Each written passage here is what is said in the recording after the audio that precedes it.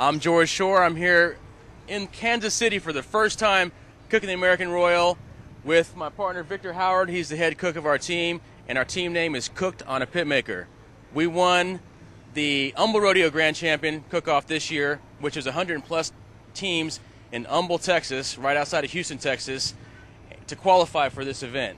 And we brought our beautiful bright green and black, as you can see we kind of like green and black, custom barbecue trailer. And that's actually what we do in our spare time. When we're not cooking competitions, we build, Pitmaker builds these beautiful custom barbecue trailer rigs you see right behind you. On this particular one, we have our offset firebox smoker here. We have an insulated barbecue vault smoker, vertical insulated smoker on the other side. And we do a lot of tailgating rigs, so we have our pop-up 46-inch flat screen TV so we can put the game on while we throw those ribs on and have something to do while the smoker's going. Check us out on our website, www.pitmaker.com, pitmaker.com. Right. Most of the Texas stuff is IBCA or Texas Gulf Coast Cookers Association, and it's a little bit different flavor profiles as well as categories. We don't do pork butt as a common category down in Texas, so we had a little learning curve to kind of get over and try to figure that out here. Plus, we adjusted our flavor profiles down in Houston. We like it a little bit spicier. Well, in Texas, a little bit spicier. So we're turning it a little bit sweeter here to try and appease the local judges. Doing these sides? We are doing sides. We're doing competition baked beans. We got Jules Goodo, the Smoking Cajun, our really good friend, helping us out with the sides. He's doing a potato salad for potatoes, and now I'm doing a dessert category as well. I'm going to be doing a grilled pineapple cheesecake pie. So we'll see how that goes this year. Come on up, have some potato salad. Come on up, have some potato salad. Here's the fork.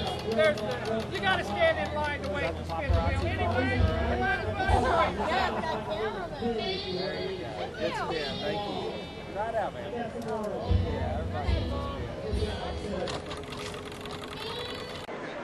Oh, number one, overdone. I would give it probably a 4. Number 2, too saucy for me. I would give it a 3. Are we supposed to give numbers? Oh, okay. Number 3 okay. would be 2. I enjoyed number 3. Number 4 would be a 1. And number 5 came in as number 5. Number 1, too much sauce, top, bottom, sides. Number 2, tough, looked good, but was not completely done. 3, no real flavor, tough. 4, excellent taste. 5, good flavor, but was tough. 1 was overcooked, a little on the saucy side. 2 was sweet, but a little tough. 3 was overcooked. The 4th one was overcooked and toughed, but not bad flavor. And the last one was decent flavor, but also tough.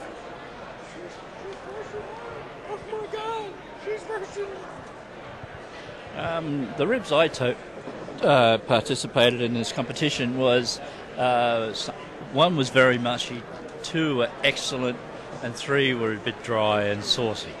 But the 2 that did make my palate taste nice were excellent and very well cooked. And you can see the texture on the bone and the colouring, and the sauce was subtle. And the most pleasurable part of the whole deal was you could actually taste the meat. The first was drenched in sauce. It was very overcooked and mushy. Second one had some decent flavor, but it had too much sauce on it for me. And you got more sauce than you could taste ribs. 3 was pretty good in between there. Then the 4th one which I thought was the best. Fourth and fifth one had good flavor, good texture, not overladen with sauce. They had sauce on them, but you could actually taste the meat, which is what I want when I eat ribs.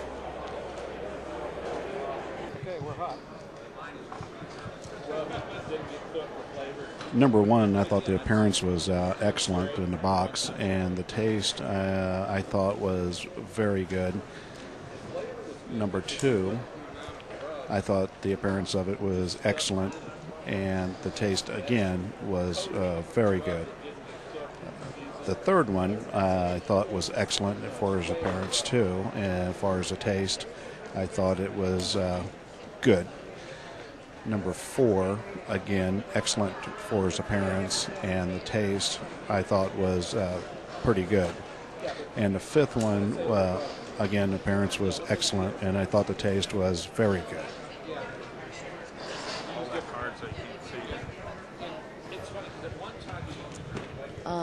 Number one, I had very, very good bite through skin. It was very tender. A little bit uneven in its appearance, and it seemed like the rub wasn't consistent with each bite. Number two had a very sweet flavor for me, more sweet than I would normally have, and the skin wasn't exactly bite through. As you can see, it completely came off with the first bite. Number three didn't have the flavor really permeating through the meat as much. I did like the profile, and it was tender, but it just didn't get as much of the flavor into the meat. Number four was pretty hot, still had some lip burn from the sauce on that one, and the meat seemed to be a little bit too thick, slightly overdone. And number five, the rub was very uneven in consistency. It was a wonderful piece of meat. It was a little bit on the heat side. It wasn't balanced as well. And again, the rub was very inconsistent. It didn't get into the meat. It was just in chunks on the skin.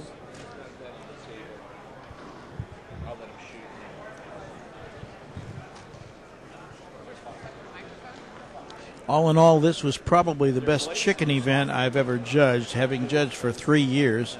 I thought this was outstanding. There was one entry I didn't particularly care for, but the rest were just phenomenal. So that's about what I have to say about that. So what are we supposed to say? Okay. All of the chicken entries were fantastic. All of the glazes and the rubs were good, and all in all, everything was quite delightful. Thank you. Overall, good chicken turn-in. I had one where they'd kind of taken it apart on the bottom and put an excessive amount of rub on. They had a good sauce, nice glaze, but the rub on the bottom just tasted like you were going to eat a teaspoonful of rub without anything with it, which kind of killed an otherwise very good turn-in. Overall, nice set of chicken turn-ins.